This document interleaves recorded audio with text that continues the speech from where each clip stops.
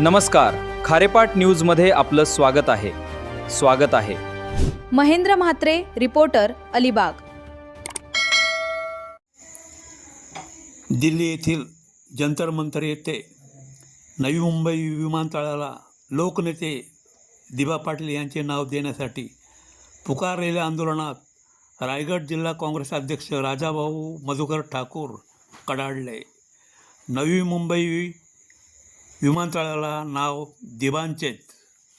यावेळी आपचे राज्यसभा खासदार संजय सिंग, खासदार सुप्रिया सुळे, खासदार सुरेश म्हात्रे उर्फ बाळ्यामामा, खासदार संजय राऊत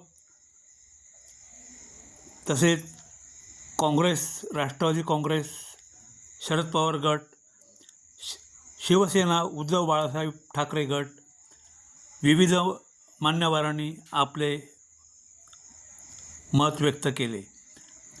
तसेच रायगड जिल्हा काँग्रेस पदाधिकारी व मित्रपक्ष सर्व मोठ्या संख्येने उपस्थित होते। म्हणजे आपण बघताय चाल ढकल करताय, पण आपला सर्वांचा एकच निर्धार आहे, काही झालं तरी या विमानतळाला दिबा पाटील साहेबांचंच नाव देणार हे आम्ही या इथे सांगतो।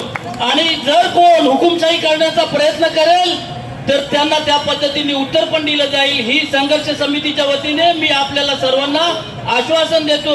आणि ज्या ज्या वेळेला दिबा पाटील साहेबांच्या नावासाठी आपल्याला एकत्र यायची वेळ येईल त्यावेळेला आपण सर्वजण एकत्र येऊ, ही इथे भीष्म प्रतिज्ञा आज आपण करूया।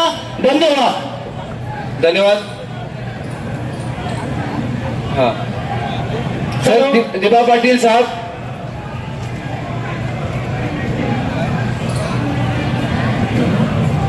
की धरती पे सर झुका के आपका अभिनंदन करता हूं और आपकी बहादुरी को, आपकी लड़ाई को नमन करता हूं।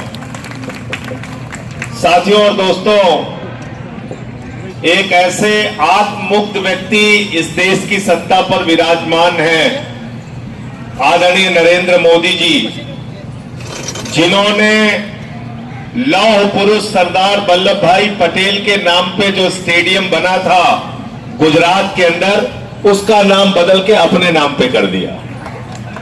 देखा आपने? तो ये इतने ज्यादा अपने आप को खुद ही कहते हैं हम विश्वगुरु हैं, खुद ही कहते हैं हम महामानव हैं, खुद ही कहते हैं हम नॉन बायोलॉजिकल हैं। तो अपनी प्रशंसा खुद से इतना प्रधानमंत्री जी दिन रात करते रहते हैं। उनको लगता है हमसे ज्यादा महान व्यक्ति उनके दिमाग में बसा हुआ है। मुझे खुशी है कि आप ऐसे नेता के लिए जिन्होंने अपनी पूरी जिंदगी ईमानदारी से बिताई, 5 बार विधायक रहे।